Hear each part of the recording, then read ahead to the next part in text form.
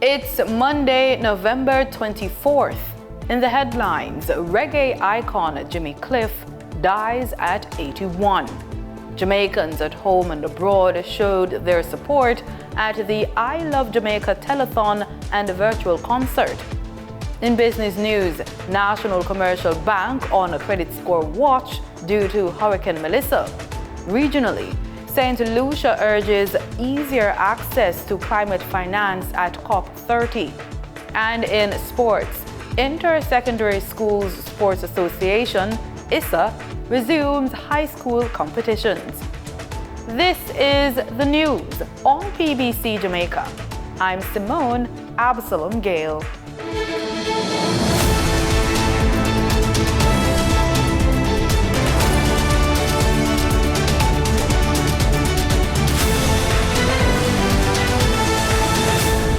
Reggae icon Jimmy Cliff has died.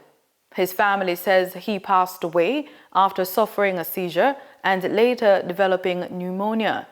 He was 81 years old. Jimmy Cliff, born James Chambers, was celebrated worldwide as one of the most powerful and enduring voices in reggae music. His passing marks the end of an era for a man whose songs and spirit helped shape Jamaica's cultural identity. He rose to international fame with classics such as You Can Get It If You Really Want, I Can See Clearly Now, and Wonderful World, Beautiful People. He also starred in the landmark 1972 film The Harder They Come, a role that not only solidified his status as a superstar, but also helped introduce reggae to audiences around the world. Throughout his career, Jimmy Cliff earned numerous awards and honors, including Jamaica's Order of Merit, one of the highest recognitions for contributions to arts and culture. In a statement, his wife, Latifah Chambers, thanked fans and supporters, saying their love sustained him throughout his journey. She remembered him as a devoted husband, a proud Jamaican, and an artist who never stopped creating and inspiring. Jimmy Cliff leaves behind a rich legacy of music, film, and cultural impact, one that will continue to inspire generations to come.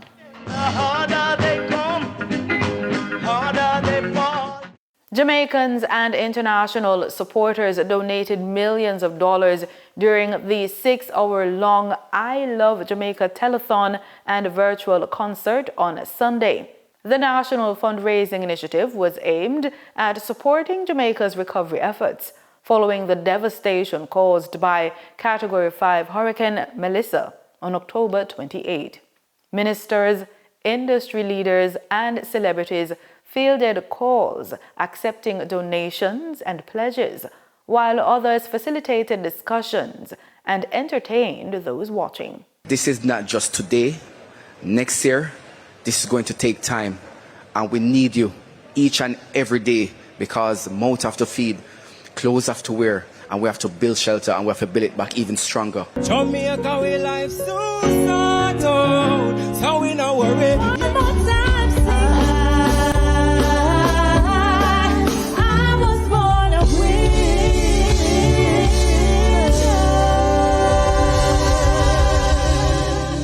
Indeed, make some noise for the winning spirit that is within each one of us.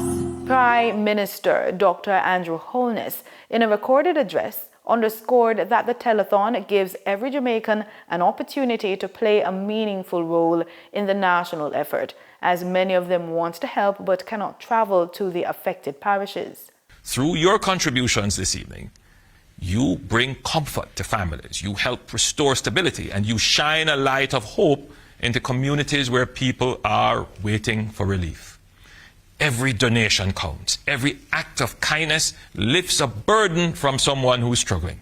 Opposition leader Mark Golding, in his recorded address, said it was a chance to help those who are reeling from the effects of Hurricane Melissa, a chance to turn compassion into action.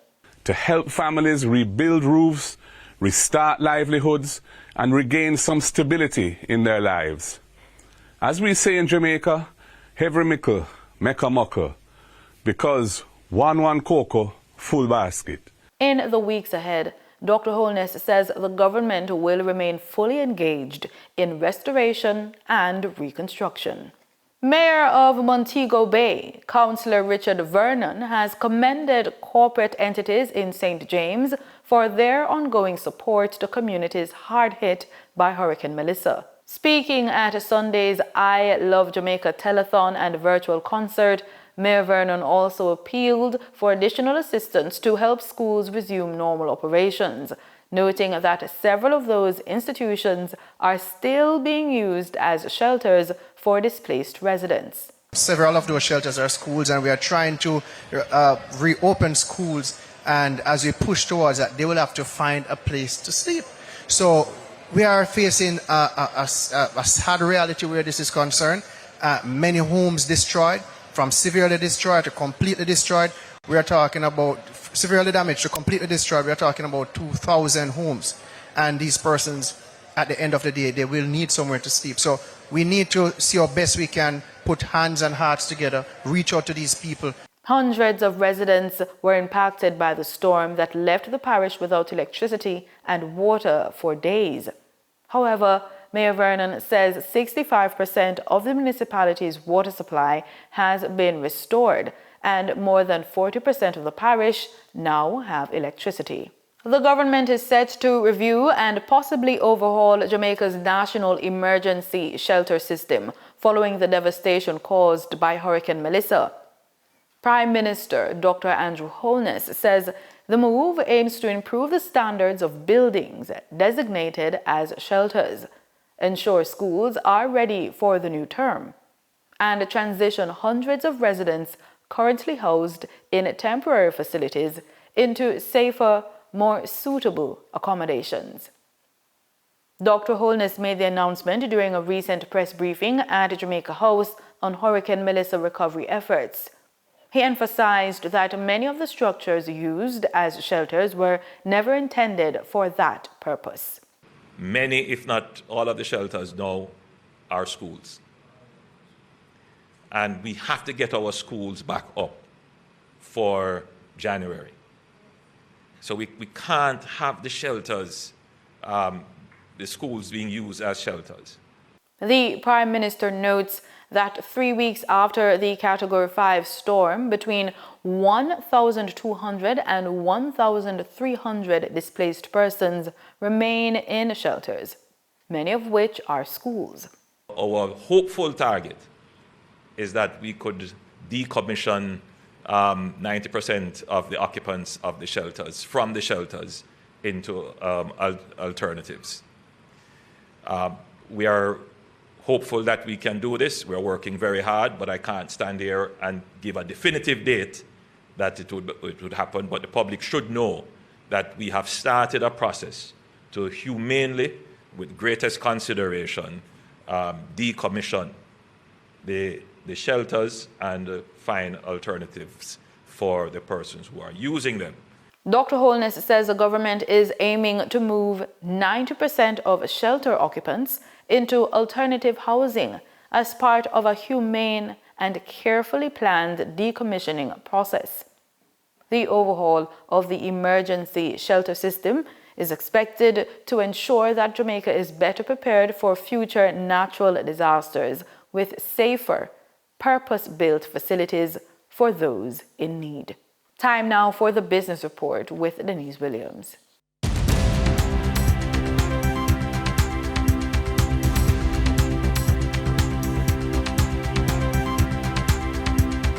Welcome to today's Business Report. I'm Denise Williams, here to bring you the stories shaping the financial world and guiding your journey to smarter business decisions.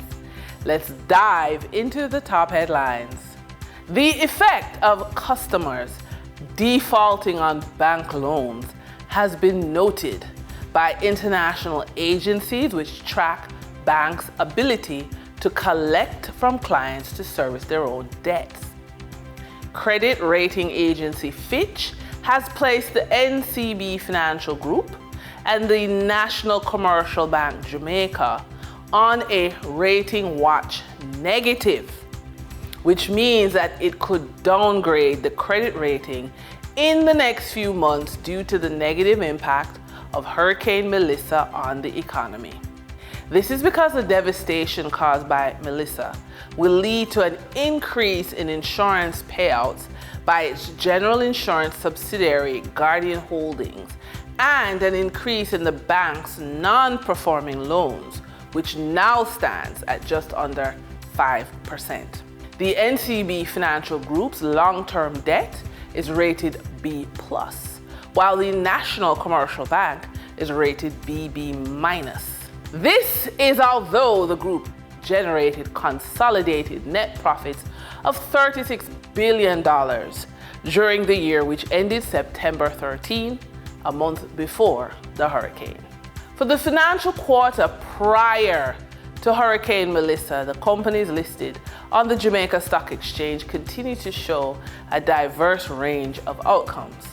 The Consolidated Bakeries Jamaica Limited, which trades as Purity, unaudited financials for the 9 months ended September 30, 2025 reports 9 months net profit of $15.52 million. Barita Investments Limited unaudited financials for the year ended September 30, 2025 reports 21% decline in year-end net profit.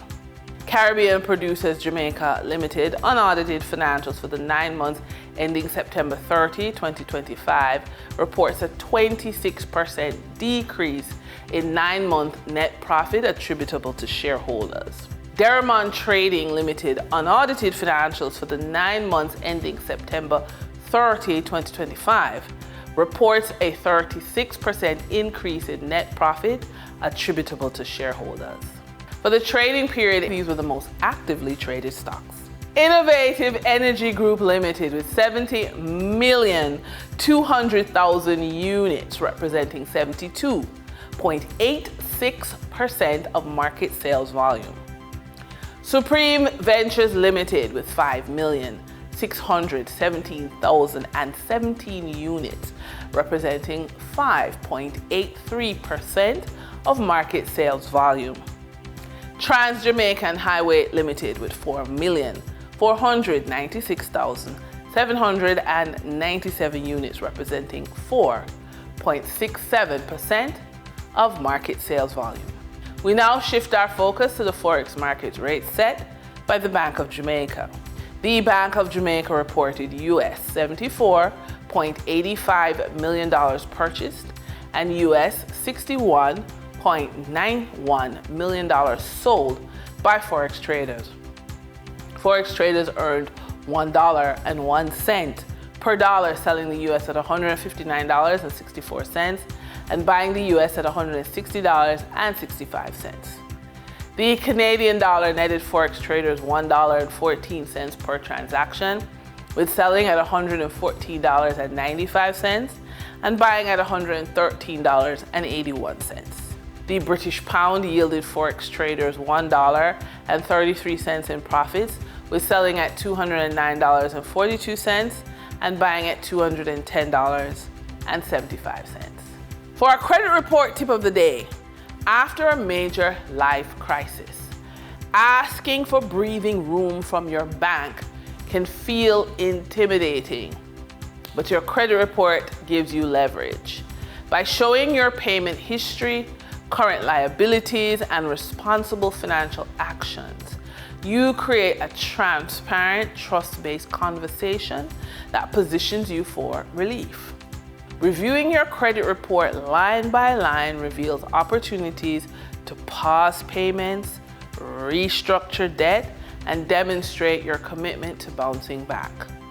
6 months of breathing room isn't a gift. It's a strategic move, and your credit report is the roadmap to get there. In our funded and focused spotlight, a profit clarity session gives founders a clear view of their business finances, uncovering hidden costs, cash flow leaks, and missed opportunities. While it can trigger strong emotional resistance. Confronting these realities creates clarity, confidence, and focus. By analyzing recent income and expenses and delivering a simplified profit roadmap, founders gain actionable insights that drive growth, reduce financial stress, and position their business for funding and long-term profitability. It's not just about numbers, it's about taking control, making bold decisions, and turning clarity into results. And that wraps up today's business report. I'm Denise Williams, reminding you that every financial decision is a step toward your future. Until next time, stay focused, stay informed, and keep striving for success. See you soon. In regional news, St. Lucia is making a plea on the world stage, calling on global leaders to take urgent and ambitious action to protect vulnerable small island states from worsening climate crisis. Speaking at COP30 in Brazil, Parliamentary Secretary Dr. Pauline Antoine Prosper warned that without fair access to climate financing, countries like St. Lucia cannot build the resilience needed for survival. St. Lucia is calling on territories to take ambitious action to prevent climate harm. Parliamentary Secretary for the Education Ministry, Senator Dr. Pauline Antoine Prosper, continued to make the case for small island developing states, SIDS, and their vulnerability to climate change with little access to climate financing, hindering their ability to invest in climate adaptation and resilience. She implored the states to follow the International Court of Justice landmark decision that clarified that all states were bound under international law to tackle the human-made climate crisis. In February 2025, we became the first Caribbean country to submit our third nationally determined contribution. Our government has also established a sovereign wealth fund to provide financial support in its adaptation and mitigation efforts. St. Lucia chose to lead, not because it is easy, but because survival leaves us no alternative. This year's advisory opinion of the International Court of Justice has brought long-awaited moral clarity to our global struggle. For St. Lucia and our fellow SIDS, it affirms that the climate crisis is a question of justice, not charity, of obligation, not discretion. We therefore call on all parties to treat the ICJ opinion as a mandate for action, a guide for embedding accountability, urgency, and fairness in every decision of this conference and every future COP. St. Lucia recently observed the third anniversary of the November 6, 2022 upper-level trough, which caused severe flash flooding and landslides in the northern part of the island. This event displaced nearly 200 families and resulted in millions in setbacks for the country. Senator Prosper highlighted the lengthy application processes SIDS face for accessing international funds and called for a new mechanism or framework to enhance access to climate finance. We urgently need new climate finance architecture, one that delivers grant-based, highly concessional, and predictable funding. The Loss and Damage Fund, though operational, remains grossly underfunded. There is too much red tape in accessing climate finance. St. Lucia is part of CARICOM, the OECS, and AOSIS continues to advocate for and defend the special circumstances of SIDS, ensuring our voices resonate in the global climate governance architecture. The Parliamentary Secretary also recognized the contributions of meaningful partners to the climate fight beyond the Caribbean region. We acknowledge the role of Taiwan, whose support in innovation and renewable technologies continues to assist vulnerable nations in building resilience and advancing our collective pursuit of a low-carbon resilient future. Colleagues and friends, climate change spares no one. Mechanisms like UNFCCC, and Paris Agreement must not exclude Taiwan. In the spirit of COP30's global Mochiro, we urge all countries to support Taiwan's participation. The 2025 United Nations Climate Change Conference, COP30, is taking place in Belém, Brazil from November 10th to the 21st, 2025. Over 56,000 people were expected to attend, positioning it as one of the second largest COPs in history. It will center on the theme Nature at the Center of Climate, stressing the crucial role of ecosystems in achieving climate goals. Gina Filippi, HTS News Force. In Barbados, the government is preparing to take one of its flagship youth programs across the region. Minister of Youth, Sports and Community Empowerment, Charles Griffith, says plans are underway to export the Youth Entrepreneurship Scheme to neighboring countries. He made the announcement at a pop-up event for the Barbados Entrepreneurship Foundation's $20 challenge. Reporter Akeem Klinkett was there and brought the story. Minister of Youth, Sports and Community Empowerment Charles Griffith has commended the Barbados Entrepreneurship Foundation for encouraging children to take interest in building their own business. He said the program has aided in identifying children who join the Youth Entrepreneurship Scheme, which shows positive signs for the country. Minister Griffith believes that the government is walking in the right direction and they are now looking to export the YES program regionally.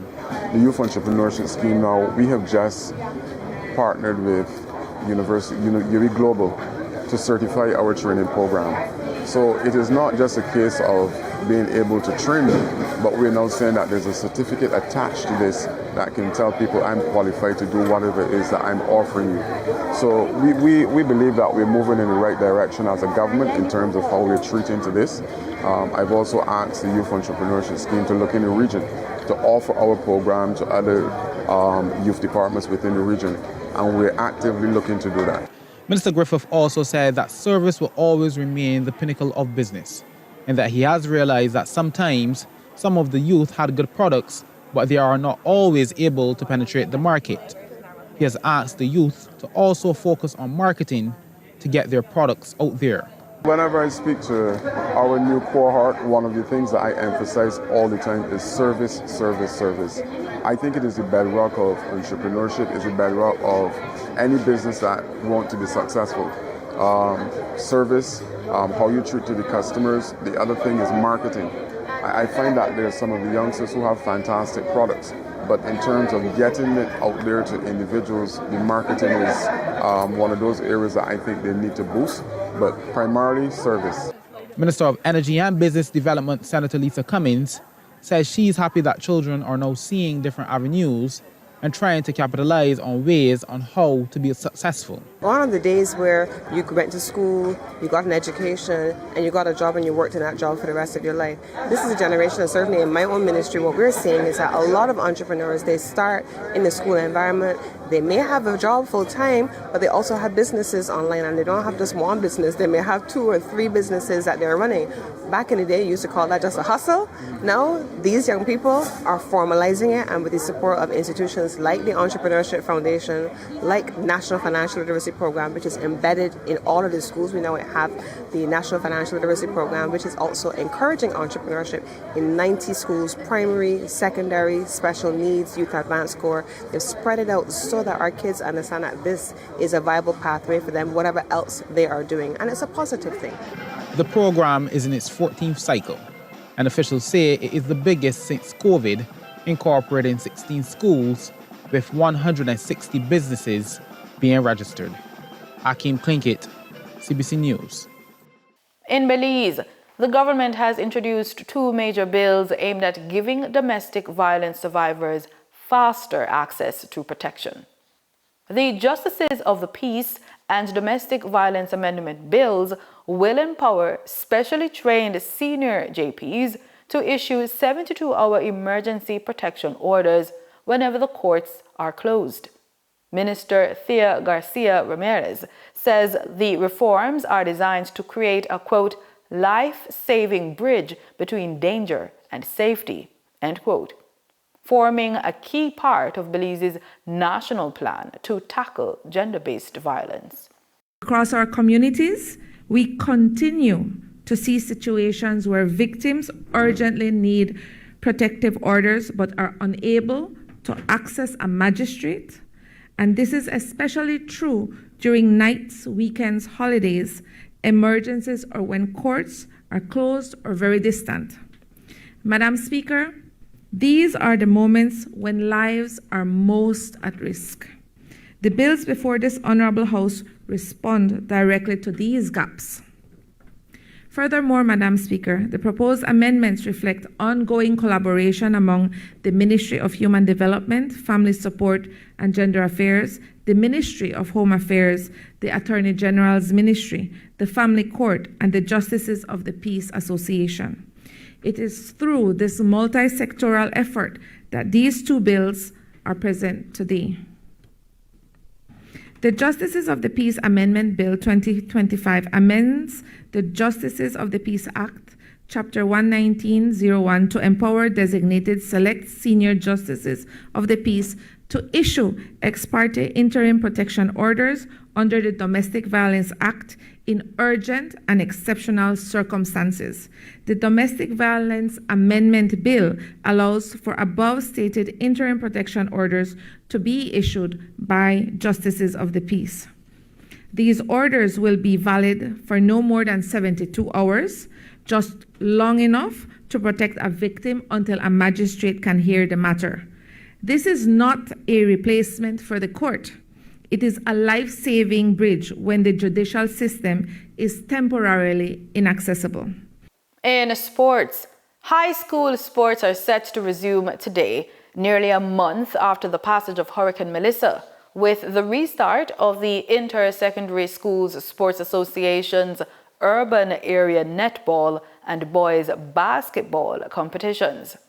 9 netball matches are scheduled, while 7 boys basketball games will also tip off at various locations.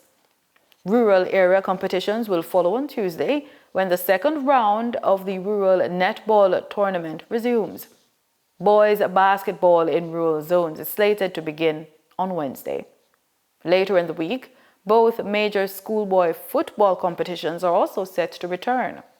The Manning Cup, featuring urban area teams, resumes on Friday, while the rural area the Costa Cup round of 16 matches will continue on Saturday. In other news, a Jamaican bobsled team makes history once again. Pilot Shane Pitter and brakeman Andre Dakers, Junior Harris and Taekwondo Tracy battled their way to a bronze medal in the 4-man bobsled at the North American Cup. The Jamaican sled finished in just 0.42 seconds behind the two teams that tied for gold, Canada and Great Britain. The result highlights how far Jamaica's program has evolved, with both push-start strength and technical sled control translating into podium finishes. And that's the news on PBCJ. Thank you so much for watching.